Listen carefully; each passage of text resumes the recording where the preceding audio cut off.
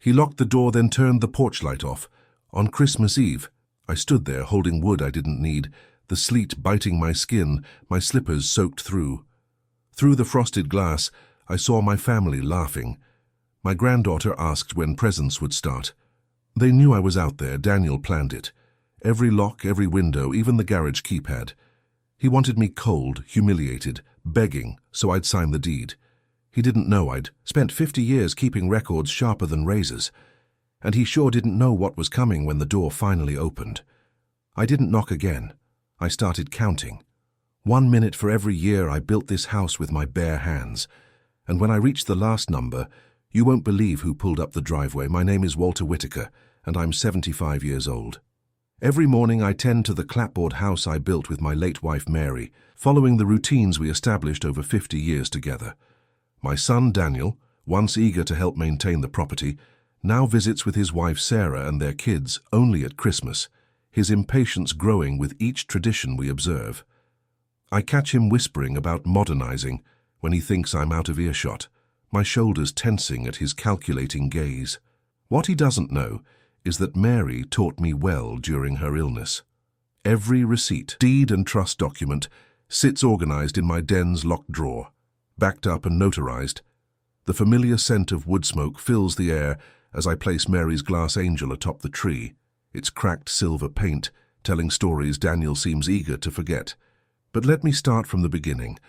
Last Christmas Eve started like all the others before it. Daniel's SUV pulled into the driveway just before sunset, kicking up clouds of powder snow.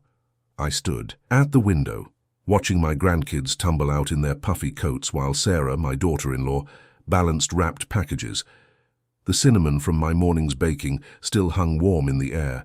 You know that feeling when something's different, but you can't quite put your finger on it.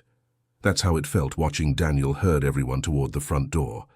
His movements were rushed, mechanical, like he was checking boxes on a list rather than coming home. "Dad!" he called out as they filed in, boots leaving dark prints on the welcome mat. "Place looks exactly the same." There was something in his tone that made my chest tighten, but I smiled anyway. "That's the idea, son. Some things shouldn't change."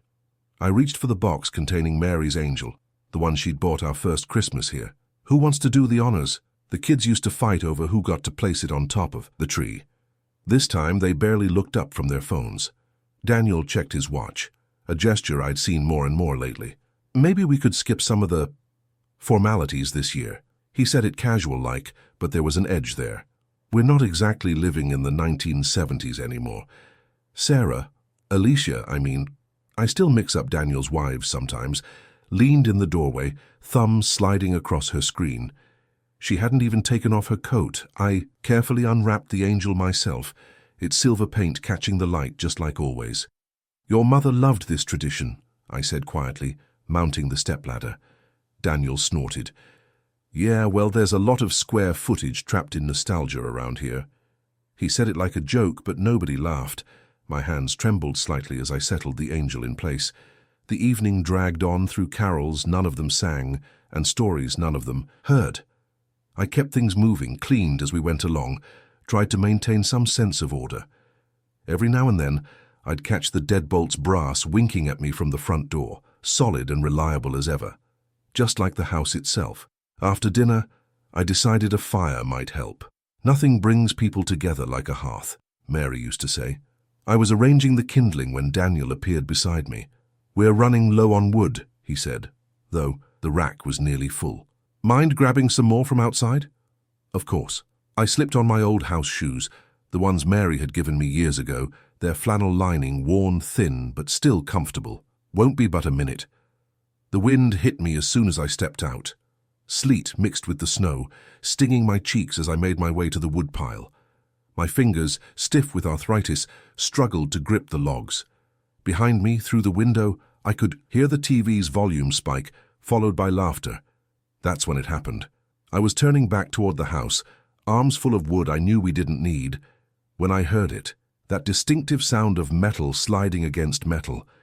My heart seemed to stop as the meaning sank in. The deadbolt, the one I'd been eyeing all evening, the one I'd installed myself 40 years ago. I reached for the doorknob, already imagining how I'd warm up once inside. A cup of cocoa, maybe, to wash away this unsettling feeling. But my fingers found only cold, unyielding brass.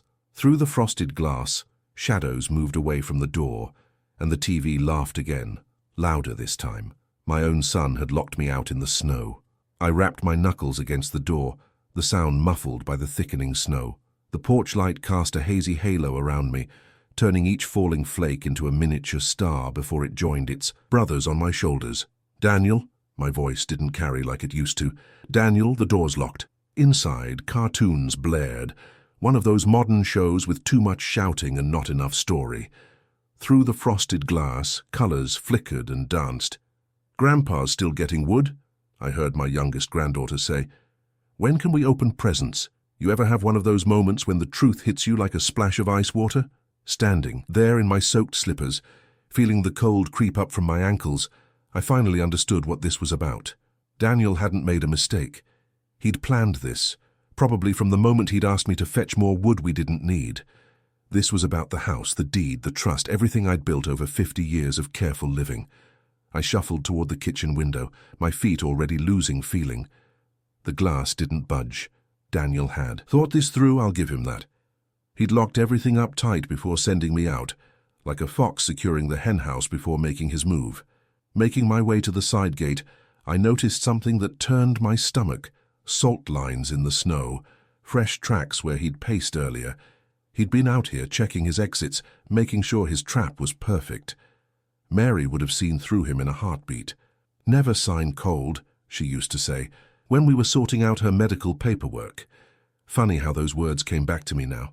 I tried to keep my breathing steady, using it like a metronome to mark the passing minutes. How long until frostbite became a real concern? The temperature was dropping fast, and my clothes weren't made for December nights. The garage keypad mocked me with its dark display. When I popped the cover, I found exactly what I expected. No batteries. Daniel had been thorough. Through the den window, I could just make out the drawer where I kept everything that mattered. Property records, account numbers, Mary's medical trust documents, even the backup keys I'd never gotten around to using. "All right," I whispered into the storm, watching my breath spiral away. "Think it through, Walter. I needed 3 things: to survive until morning, keep the deed out of Daniel's hands, and find someone, anyone, who could help." From where I stood, the living room curtains swayed slightly. The TV cast everything in that weird blue light that made the window look like some sad aquarium. I could see shadows moving inside, living their warm, comfortable lives, while I stood out here turning into a popsicle. The mantel clock, the one Mary's father had given us as a wedding present, began to chime 11. Each toll seemed to mock me, reminding me how long I'd already been out here. The porch step creaked under my weight as I shifted, trying to keep my blood moving. You know what the worst part was? Not the cold, though that was bad enough. Not even the betrayal, though that cut deeper than any winter wind. No, the worst part was knowing my son thought I was weak enough, desperate enough to give in. He figured a few hours in the cold would have me signing whatever he put in front of me. I pressed my hands against my sides, fingers stiff and clumsy. The cold had stopped being painful and started going numb, and that scared me more than anything. Through the window, I watched my family gathered around the TV, warm and safe in the house I'd built with my own 2 hands. My grandchildren's faces lit up by that flickering screen, not knowing or caring that their father had locked their grandfather out in the killing cold. The porch step groaned again as I moved, the sound almost lost in the wind. Something in me groaned with it, not just my joints, but something deeper, something that remembered building this house, board by board, nail by nail, something that remembered Mary's smile when we finally hung that front door. Ever tried counting to 60 while your bones are turning to ice? Let me tell you, it's harder than it sounds. I'd learned this trick during my construction days. Keep moving, keep counting, keep your mind off the cold. But this was different. This wasn't an hour's work in winter weather. This was survival. I tucked my fingers tight under my armpits, pacing back and forth along the front walk. The ice had started forming on the porch railing, little crystalline fingers reaching out into the darkness. You could almost admire it if it wasn't trying to kill you. 1 Mississippi, 2 Mississippi. My voice came out in ragged puffs of steam. Each lap of my pacing marked another minute, another victory against the cold that wanted to drag me down. My body had settled into this strange, shivering rhythm, not the violent shaking from earlier, but something steadier, more determined. Like my bones themselves were refusing to give up. The street lamps looked like ghosts through the falling snow, their light diffused into soft halos that barely reached the ground. I kept my eyes on them, using them as markers for my pacing. 20 steps this way, turn 20 steps back. Anything to keep moving. Remember those old westerns where the hero sees distant headlights and knows help is coming? That's not how it happened. The lights I saw were just smears of yellow crawling along the road, each one raising my hopes before passing by, each one taking a little piece of my strength with it. But then, and I'll never forget this moment, a familiar engine sound cut through the wind. Not the smooth purr of modern cars, but the throaty rumble of an old Ford pickup. The kind that's more rust than paint, with a dented fender that tells stories about every back road in the county. I turned toward the sound, steadying myself against the mailbox. My arm felt like lead as I raised it, praying whoever it was would see me through the curtain of snow. The headlights swept across the yard, catching the ice crystals in the air like falling stars. The pickup slowed, then turned into my drive. Harold's truck. I recognized that dented fender from the time we'd helped him haul fence posts last spring.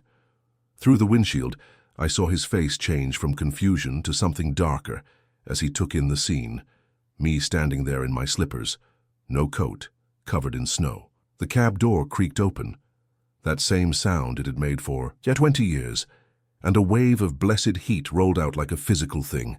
I've never felt anything so wonderful as that blast of warm air, thick with the smell of diesel fuel and the coffee Harold always kept in his thermos.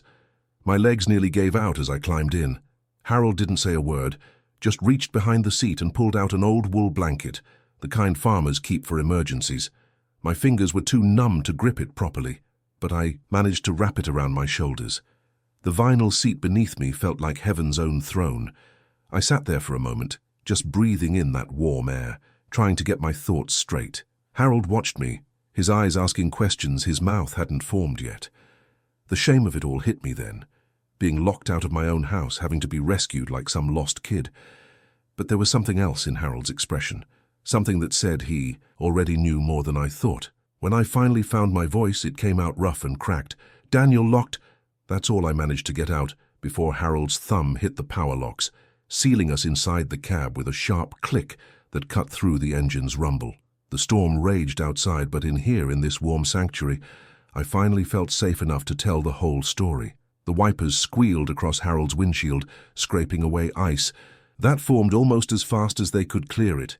The heat was cranked full blast, but my bones still felt like they were made of frost. Have you ever been so cold that warmth actually hurts coming back? That's where I was, sitting there in Harold's truck, my hands wrapped around a battered tin coffee mug he'd pulled from under the seat. "Careful now," Harold warned as I took my first sip. "It's oil rig hot." The coffee scorched my tongue back to life, and I couldn't help but wince. It tasted like it had been brewing since Thanksgiving, but right then it was the sweetest thing I'd ever had. Harold let me take a few more sips before he started talking, his words coming slow and measured like he was testing ice on a pond. "Walt, there's something you need to know." He drummed his fingers on the steering wheel. "Been hearing things down at Murphy's Tavern. Your Daniel's been running his mouth these past few weeks." My hand tightened around the mug. "What kind of things?" "He's been telling anyone who'll listen that you're finally done. Says he'll have all the papers signed by New Year's." Harold's voice got quiet. "Been bragging how he'll modernize the whole property once it's his." Something inside me cracked then, not like glass shattering, but like a bone breaking clean and starting to set wrong. You know that feeling? When your whole world shifts sideways, but your mind's already working on how to straighten it.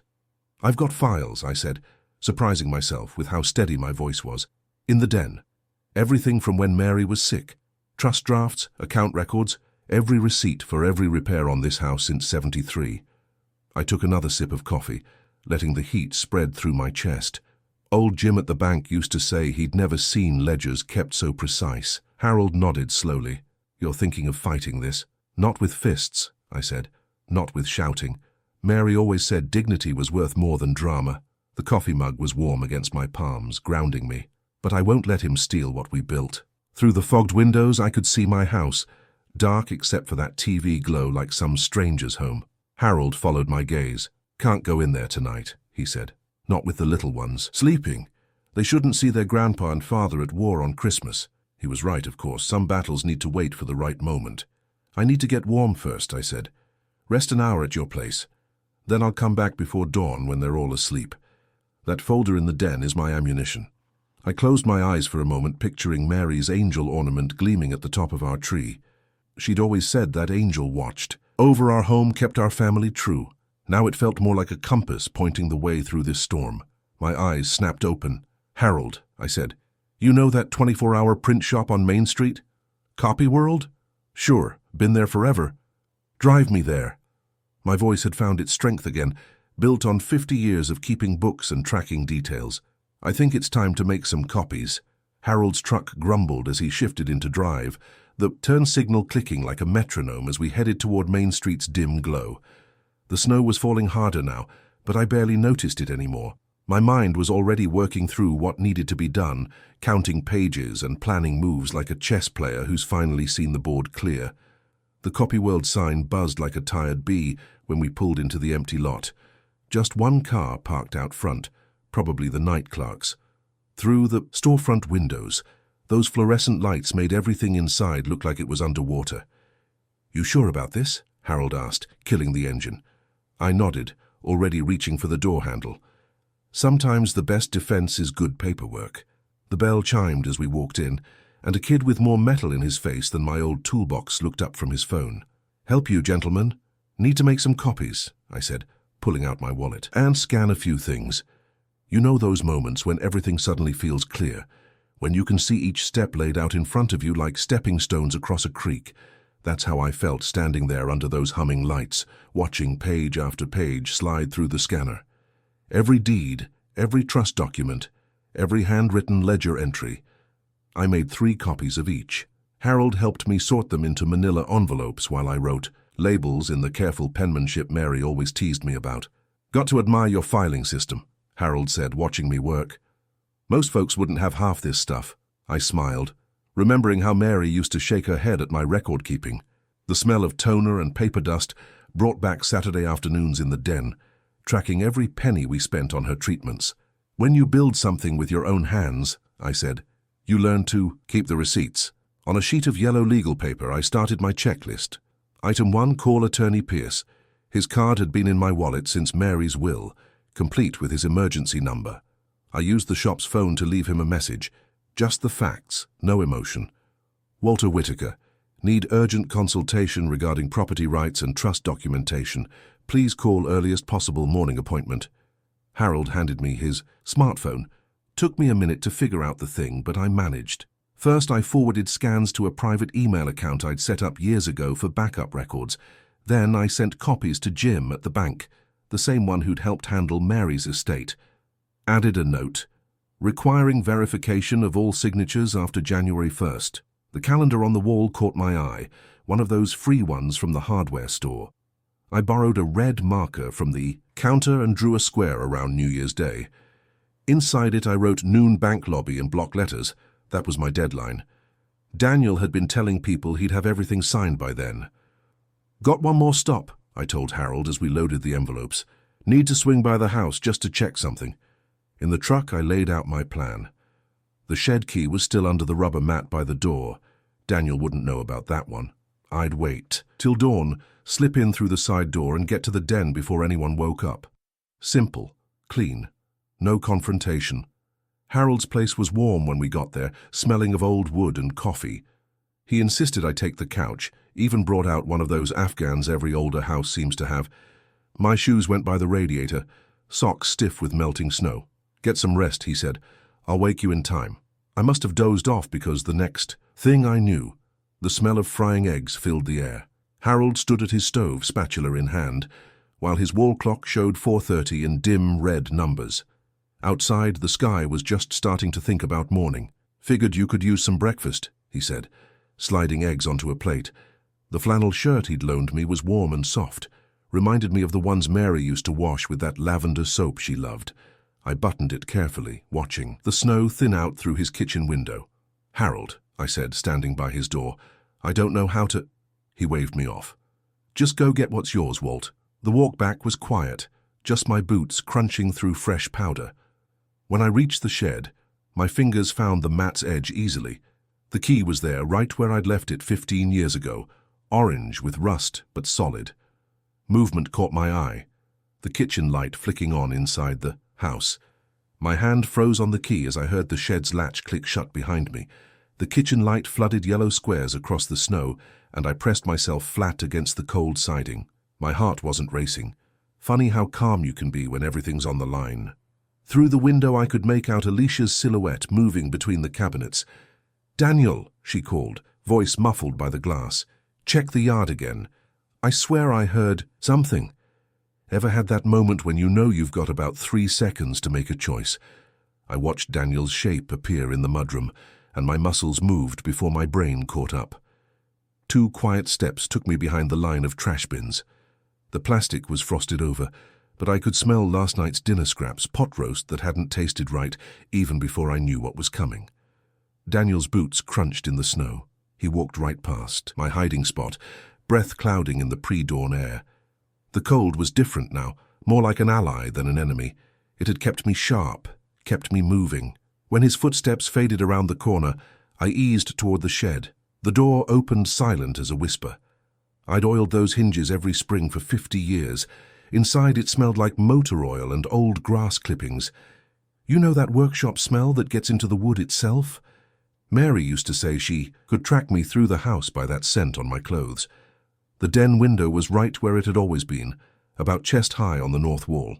I'd built this place with my own hands, knew every crack and seam.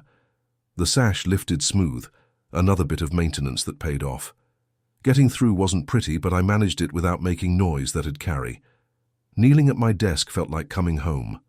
The drawer was there, steel front gleaming in the dim light. Remember that binder spine I mentioned? The one with the extra key taped inside? My fingers found it by touch. The lock turned with just a whisper of metal on metal. The red folder sat right on top, exactly where I'd left it. Deed Trust, written in my careful block letters across the tab. My hands didn't shake as I lifted it out, steady as they'd been when I'd first signed these papers decades ago. I used Harold's phone. He'd shown me how to work the camera before I left. Each page got its own photo, clear and centered. The originals went inside my coat, close to my chest where the cold couldn't touch them. In their place, I left the decoys I'd prepared at the print shop. From the outside, you couldn't tell the difference. The drawer closed with a soft click. I turned the key, pulled it out, and tucked it back in its hiding spot. Then I stood there for just a moment, looking at Mary's reading chair in the corner. The first grey light of dawn was starting to creep through the window, catching the dust motes in the air. Getting back out was trickier than getting in, but I managed. The window locked behind me with a solid thunk. Crossing to the shed, I could hear the furnace kick on inside the house, that familiar rumble that had been the heartbeat of our home for so many winters. Harold's phone was still in my hand. My thumbs felt clumsy on the tiny screen, but I got the message typed. Got them. The wind had picked up, cutting right through the borrowed flannel. I took one step toward the yard, then froze as the electronic ping sounded through the wall. It was followed by rapid footsteps, Daniel's boots on hardwood moving fast toward the back door. I didn't wait to see if Daniel would spot me. Years of trimming that hedgerow gave me an advantage. I knew exactly where the gap was, right behind Mrs. Peterson's metal flamingo. Ducking through, I kept to the shadows of the fence line, my shoes leaving prints that the falling snow would soon erase. Ever notice how your neighborhood looks different at dawn? The houses I'd known for decades were just dark shapes against a sky that couldn't decide if it wanted to be night or morning. My breath came out in little clouds that reminded me of the toy train Smoke Mary used to set up under our Christmas tree. I cut across the Hendersons' yard. They'd forgive the trespassing if they knew, and caught sight of Harold's truck idling at the corner. Its exhaust made ghost shapes in the cold air. My legs were stiff, but I made it without stumbling. Harold had the heater running full blast when I climbed in. "You look like you've seen a ghost," he said, pulling away from the curb. "Close enough." My hands were shaking now that the adrenaline was wearing off. Daniel almost caught me at the window. Main Street was empty as we drove, just the holiday lights strung between lampposts giving any color to the world. The sun was starting to think about coming up, turning everything that dull brass color that comes before true dawn. Attorney Pierce's office was the only building showing lights. He'd answered my message right away, said he'd meet us early. You know what gives me hope in people? The fact that a respected lawyer would drag himself out of bed at 5 in the morning to help an old man who's been locked out of his house. Pierce was waiting at the door in a sweater over his dress shirt, coffee already brewing in the little machine by his desk. "Let's see what we're dealing with, Walter," he said, clearing space on that big mahogany desk of his. I spread out the documents, the original deed, Mary's medical trust paperwork, the property tax records I'd kept since '73. Everything that proved this house was mine, built with my hands and paid for with my sweat. Pierce put on his reading glasses, started tracing his finger over signatures and dates. "Good record keeping," he murmured. "Very good." He looked up at me. "We'll need to move quickly. First step is getting your assets into an updated trust, one that Daniel can't touch. Then we notify the bank, but quietly. We don't want to tip our hand." My hand shook a bit as I signed the new papers, but each signature felt like laying another brick in a wall between my son and my home. Pierce had me sign affidavits about the lockout too. His secretary came in early to notarize them. "The bank opens at 9 on New Year's Day," Pierce said, checking his calendar. "I suggest we meet Daniel there. Let him try his play in public." He smiled thinly. Sometimes the best defense is letting your opponent walk into their own trap. For the first time since that deadbolt clicked, I felt like I was ahead instead of behind. Harold drove me back, and I actually dozed a little, the folder of fresh legal papers tucked safe inside my coat. But you know how it goes. Just when you think you've got solid ground under your feet, someone kicks it out from under you. There was a courier envelope on my front porch when we pulled up. Plain brown paper, my name and address in Daniel's blocky handwriting. I slit it open right there, Harold watching over my shoulder as I pulled out what looked like deed transfer papers. And there at the bottom was my signature, except it wasn't mine. Oh, it was close. Someone had clearly practiced. But I'd been signing my name the same way since I got my first job in '65. The real thing flows, connects, just so. This was jagged, forced, wrong, like someone had drawn my signature instead of writing it. My fingers went numb. The paper trembled, and for a second I thought it was my hand shaking again. Then I realized I had a death grip on the porch rail, and the whole world was tilting sideways. "Walter?" Harold's voice seemed to come from very far away. "What is it?" "He forged it," I said, and my voice sounded strange in my ears. My own son forged my signature. I had to sit down on the porch steps for a minute. That forgery hit me so hard. Harold didn't waste any time, though. He was already snapping photos of every page with his phone, getting close-ups of that mangled signature. "Timestamps automatic," he muttered, fingers flying over the screen. "Sending these to Pierce now." My hands had steadied enough to pull out my own phone. The banker who'd helped with Mary's accounts, James Morton over at First State, he needed to see this too. I typed out a quick message, attached Harold's photos, and hit send. "Come on," Harold said, helping me up. "I know exactly where we need to go next." The notary's office was just off Cedar Street, tucked between a dentist and a real estate agency. Nancy Wilkins had handled all our paperwork when Mary got sick, every medical directive, every power of attorney. She knew my signature better than I did some days. "Oh, Walter," she said when we walked in, pulling off her reading glasses. Harold called ahead. "Let me see these papers." I spread them across her desk while she pulled out a magnifying glass and some of the old documents she still had on file. The morning light through her window caught every flaw as she traced her finger along the forgery. "Look here," she said, tapping the page. "The baseline. To wobbles. Your real signature always runs straight as a ruler. And see this loop in the W? The pressure's all wrong. Even these initials in the margin, they're close, but someone was trying too hard to copy instead of write." She sat back, shaking her head. "I'll be there New Year's Day to testify if you need me. No one pulls this kind of thing in my town." I spent Christmas Eve in Harold's spare room, working through every detail.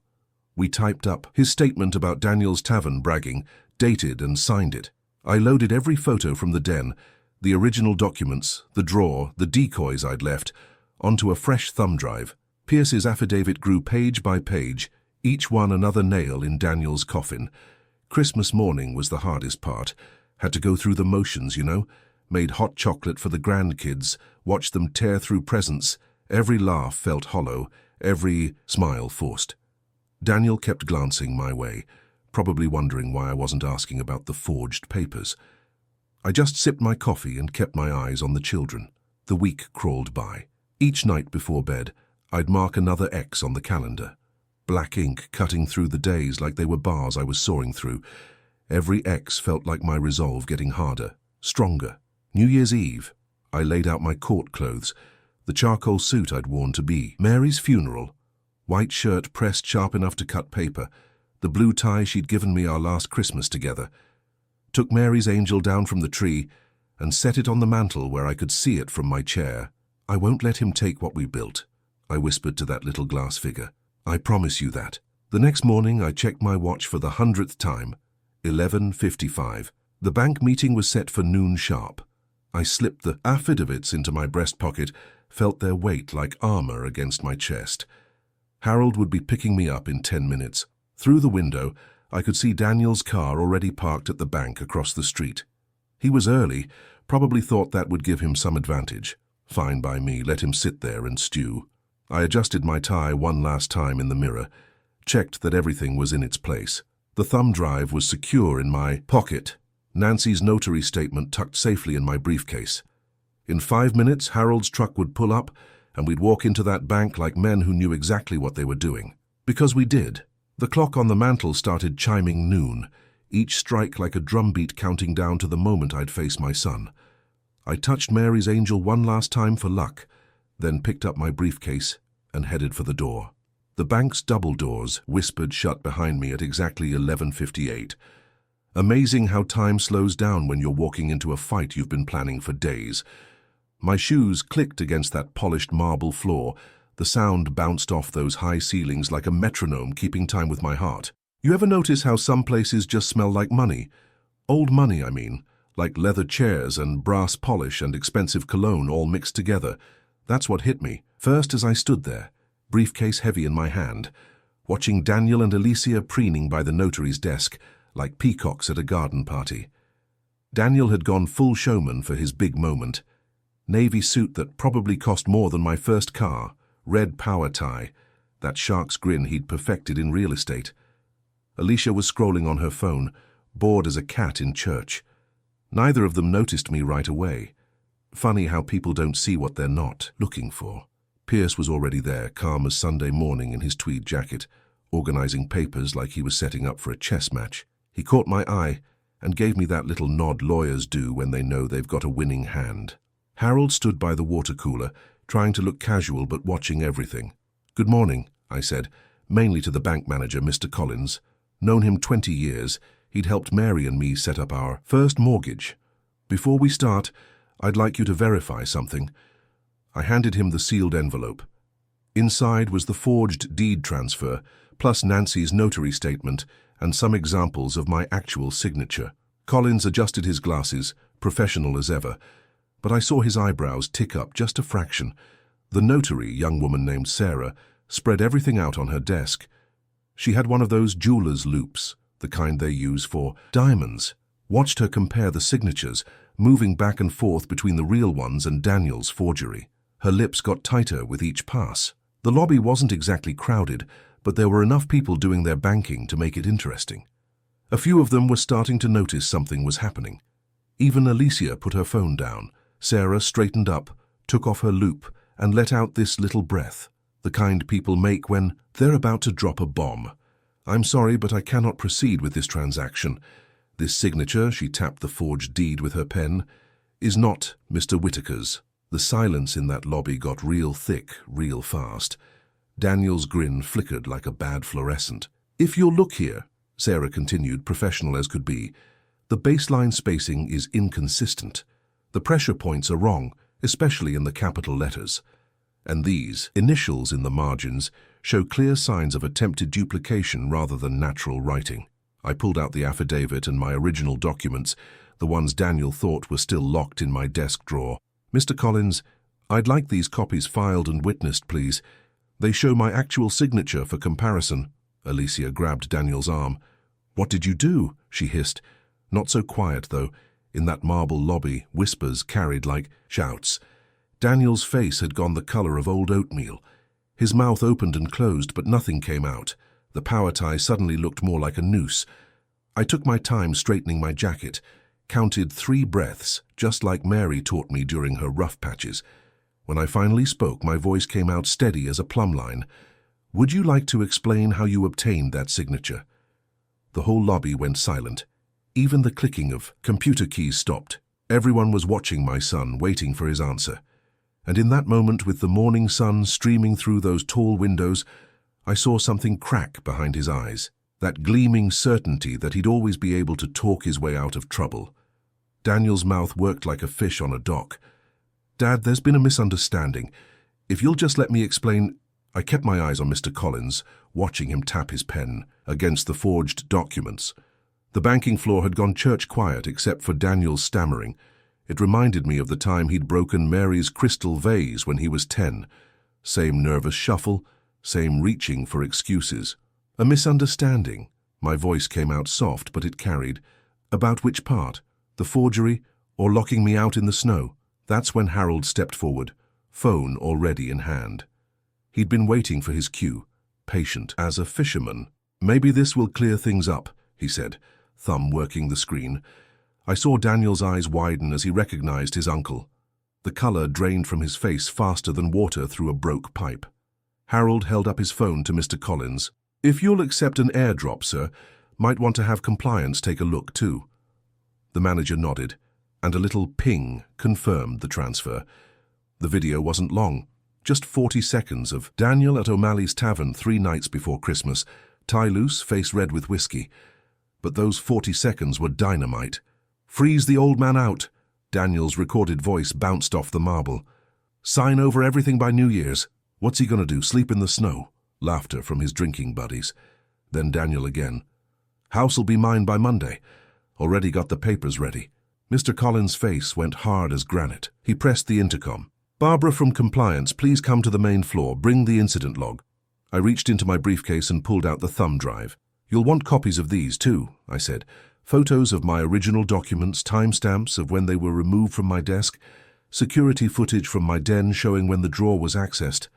I nodded to Pierce. My attorney can begin preparing formal notices. The lobby had filled up some. Regular Monday morning business. But people weren't just making deposits anymore. They were watching, listening. I recognized faces from the neighborhood association meetings where Daniel loved to hold court. Mrs. Peterson from the garden club. Tom Reynolds, who'd bought his house based on Daniel's expert advice. Alicia's face had gone from bored to brittle. She was good at reading rooms. Had to be, in her social circles. She could see the whispers starting, the phones coming out. The way people were edging away from them like they carried something catching. Sign here, please, Sarah the notary said quietly, sliding the new trust documents across her desk. My hand was steady as I picked up the pen. 50 years of writing checks and signing contracts. You develop a certain muscle memory. I could feel Daniel watching each stroke, knowing that with every signature, his scheme was crumbling. He swallowed so hard I could hear it click. Dad, you might want to step outside, I suggested, not looking up from the papers. Get some air. That's when the door chimed, and Betty Morrison walked in. Betty, who runs the community newsletter. Betty, whose son plays golf with Daniel every Thursday. Betty, who never met a piece of gossip she didn't share. The video was still playing on Mr. Collins's phone. Daniel's drunken voice carried clear as a bell. Old man won't know what hit him. Betty's eyes went wide. Her phone came up like it was spring-loaded. The click of her camera was loud as a gunshot in that quiet lobby. I finished the last signature, checked the pages one final time, and closed my briefcase. Through the bank's big windows, I could see the January sun painting everything clean and bright. My phone buzzed. Probably Harold letting me know he'd sent the video to a few more people. Already I could hear Betty's fingers flying over her phone screen. The first ripples were spreading, and in a town our size, ripples turned to waves mighty quick. I thanked Sarah, nodded to Mr. Collins, and headed for the door. Behind me I heard phones starting to ping like winter sleet on a window. The storm was breaking, but this time I wasn't the one who'd be left out in the cold. The rest of that Monday felt like crossing items off the world's most important to-do list. Pierce's office was warm, all wood panels and leather chairs, but I kept my coat on. Guess some chills take longer to shake. "We'll structure it as an irrevocable trust," Pierce said, spreading papers across his desk. "Once it's done, even you won't be able to undo it without multiple signatures and waiting periods."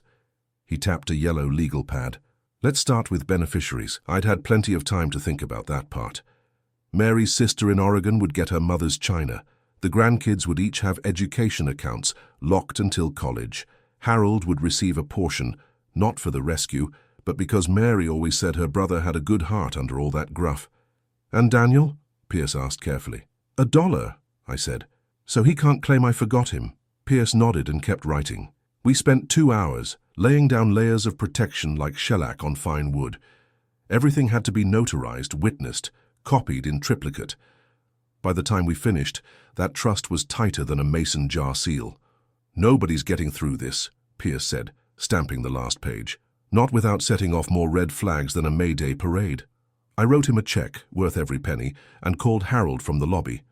"Need one more favor," I said. "Can you swing by?" "Anderson's Hardware, time for new locks." "Already got 'em," Harold answered. "Figured you'd want to change things up. I'm heading your way now." That's the thing about small towns. People know what you need before you ask. Though these days, seems like they know everything else too. My phone kept buzzing with messages from neighbors. Apparently Betty Morrison's newsletter was having quite a day. Harold met me at the house with a paper bag full of deadbolts and a thermos of coffee. We worked steady, replacing every lock while winter light bled from the sky. The hardware store had thrown in some extra keys. Seems Mr. Anderson had heard about Daniel's inheritance plans and wanted to show where he stood. The den drawer came next. I sorted everything into fresh folders, labeled them clear as highway signs, and tucked the originals away. The copies went to the bank vault, except one set for Harold's fireproof safe. Mary taught me about backups during her illness, how paper trails can save more than money. "Want me to stick around?" Harold asked when we finished. I shook my head. "Think I need some quiet." He understood. Left the thermos, though, and a promise to check in tomorrow. The house felt different as darkness settled, like it was breathing easier. I got the fireplace going, remembering how the ashes had gone cold that Christmas Eve. The kindling caught quick, and soon I had a good blaze singing. Funny how the same flames that warm you can also burn bridges clean away. Around 7, headlights swept across the front windows. Daniel's car, idling at the curb. I didn't move from Mary's wingback chair, just watched the shadows play on the ceiling. After 5 minutes, the engine revved once and faded into the night. He didn't knock. Maybe he finally understood what doors mean. I pulled out the bank receipt, crisp and official with Mr. Collins's stamp, and slipped it between the pages of Mary's old household ledger. My thumb smoothed the crease, muscle memory from decades of bookkeeping. The leather cover was soft as memory. There was one last envelope from Pierce's office, legal papers mostly, but as I turned it over, something fluttered to the floor. A small note in Alicia's neat handwriting, folded once, my name on the outside. I held it for a long moment, watching the firelight dance across the paper's edge. The hearth crackled, sending sparks up the chimney like tiny stars heading home. I turned Alicia's note over in my hands, the paper whispering like falling snow. Her handwriting was as precise as ever, 3 words that probably cost her more than she'd admit. I went along. "I'm sorry." No explanation, no excuses. Maybe that was better. I slipped the note into the folder marked Family Correspondence without writing back. Some wounds need silence more than words. Mary used to say, dignity knows when to stop talking. The grandfather clock in the hall struck 8, its familiar bones-deep chime rolling through the house. Time to properly close out this year. I added another log to the fireplace, watching the bark catch and curl. The flame grew steady, painting the walls in warm copper. Those same walls that had witnessed 50 years of quiet evenings, Christmas mornings, and long talks over coffee now held different memories. Funny how betrayal changes the color of things. The new deadbolts clicked with satisfying weight as I checked each door. The sound reminded me of bank vaults closing, solid, final, secure. Mary's glass angel waited in its tissue paper nest, wrapped since that Christmas Eve when everything shifted. Standing on the step stool, I lifted her carefully to the mantle's center. The cracked silver paint caught firelight like frost, sending tiny prisms across the ceiling. She'd always said angels should be up high, keeping watch. Now she'd become something else too, a standard visible proof that some things couldn't be taken. My phone buzzed again on the side table. These days it rarely stopped. Each message tracked Daniel's falling dominoes. Emergency, association meeting, D. Whitaker removed from committees. Country club sponsorship withdrawn. Please cancel Daniel's speaking slot at February's charity auction. The neighbors had chosen sides without me saying a word. Mrs. Peterson, from 2 doors down, had already switched her accounting business elsewhere. The Morgans crossed the street rather than wave to Daniel at the market. Small towns have long memories. I poured 2 fingers of bourbon into the cut crystal tumbler Mary had given me on our 30th anniversary. The liquid caught firelight like amber. Pierce's message arrived right on schedule. Fraud report filed. Evidence preserved. Bank's compliance office confirms full documentation retained for any future inquiry. I didn't reply. The work was done. Daniel had lost twice, and lost completely. First came the legal exposure.